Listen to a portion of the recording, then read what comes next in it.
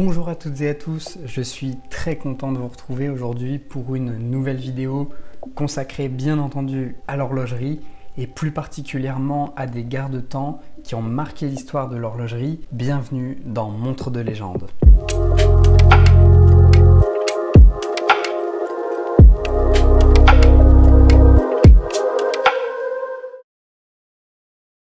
Pour ce deuxième épisode, quoi de mieux qu'une marque de légende et d'un modèle à l'histoire fascinante.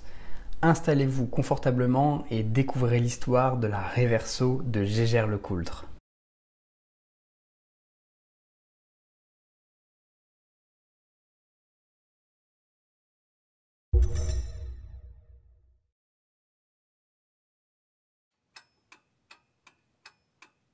En 1833, au cœur de la vallée de Joux en Suisse, Antoine LeCoultre transforme la petite grange du foyer familial en atelier d'horlogerie.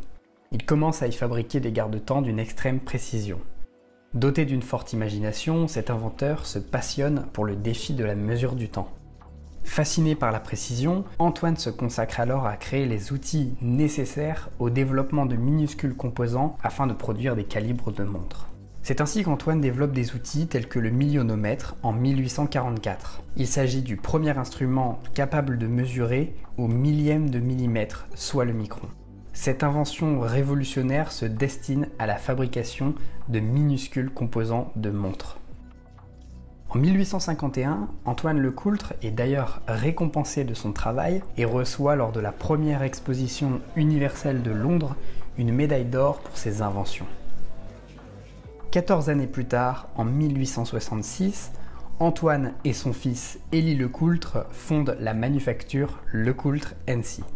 Ils décident de réunir tous les artisans sous un seul et même toit. Cette stratégie va finir par payer, puisqu'en 1888, la manufacture va même devenir la plus grande entreprise de la région en employant déjà 480 artisans, femmes et hommes, et sera surnommée la Grande Maison.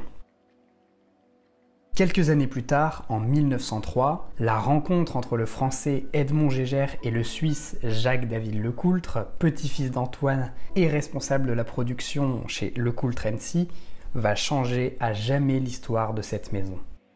Jacques-David LeCoultre, le petit-fils du fondateur, décide de relever le défi lancé aux horlogers suisses par leur homologue parisien Edmond Jaeger et commence à développer des montres ultra plates. Ainsi se nouent les prémices d'une étroite et longue collaboration entre l'entreprise LeCoultre NC et celle de Edmond Jaeger. En 1929, la manufacture développe le plus petit mouvement mécanique au monde. Avec 98 composants, il pèse à peine plus d'1 gramme. En 1937, après plusieurs années d'un partenariat florissant, les deux entreprises décident de fusionner et adoptent enfin le nom de Jaeger-LeCoultre. C'est le début d'une saga.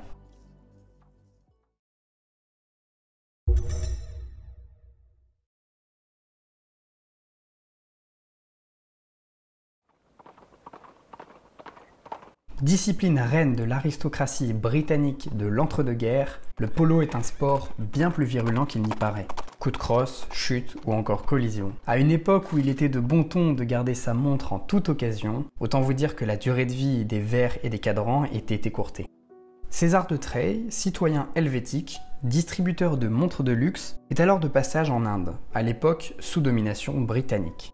À l'issue d'une partie de polo, l'un des joueurs, un officier de l'armée britannique, montre à de Trey son garde-temps à la glace brisée et le met au défi de mettre au point un modèle suffisamment robuste pour supporter les chocs occasionnés par la pratique de cette discipline.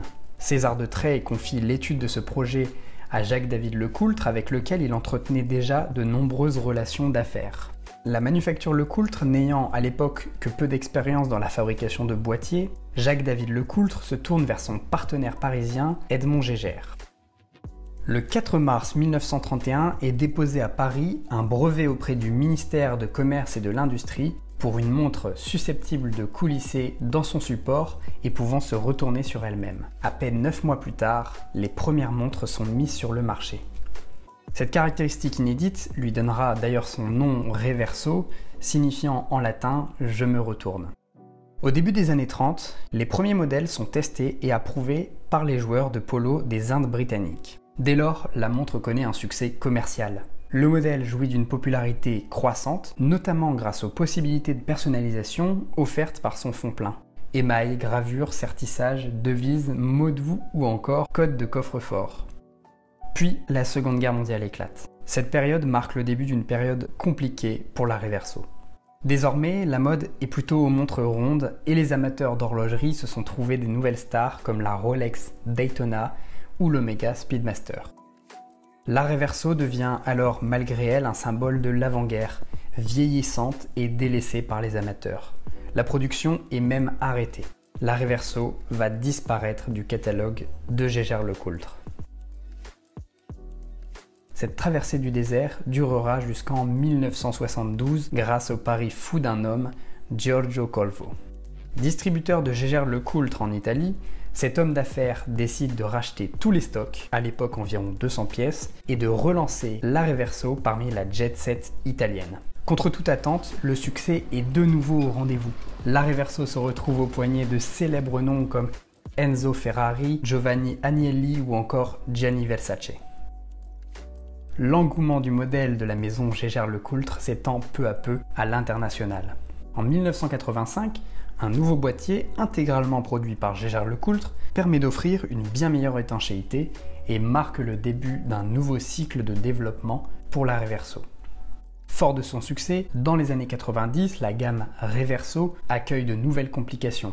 GMT, sonnerie, calendrier ou encore phase de lune. De nouveaux mécanismes, quartz, automatique et même tourbillon, de nouvelles tailles, les versions duo-face à 2 cadrans, les versions femmes, la joaillerie. En bref, la gamme se développe et touche de nouveaux clients.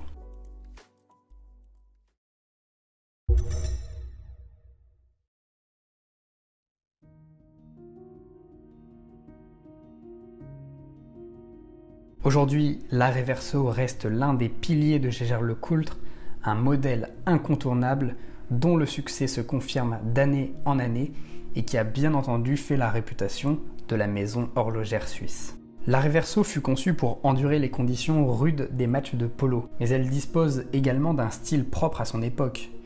Vous pouvez voir sur la montre les lignes subtiles de style art déco et ce boîtier réversible unique et innovant en font l'une des montres les plus reconnaissables au monde.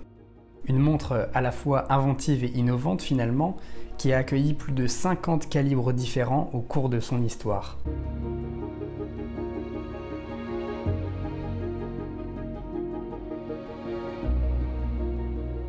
Elle offre d'ailleurs une grande place à la créativité, affichant une originalité, un esprit distinctif et un véritable caractère.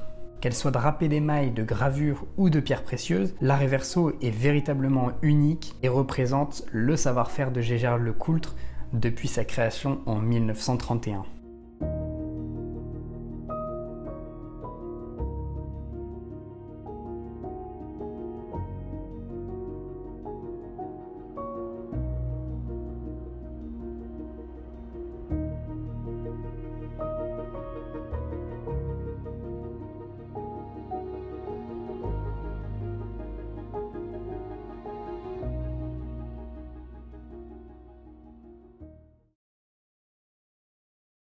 Vous l'avez compris, la Reverso est un modèle iconique de Jaeger-LeCoultre, mais plus globalement de l'horlogerie.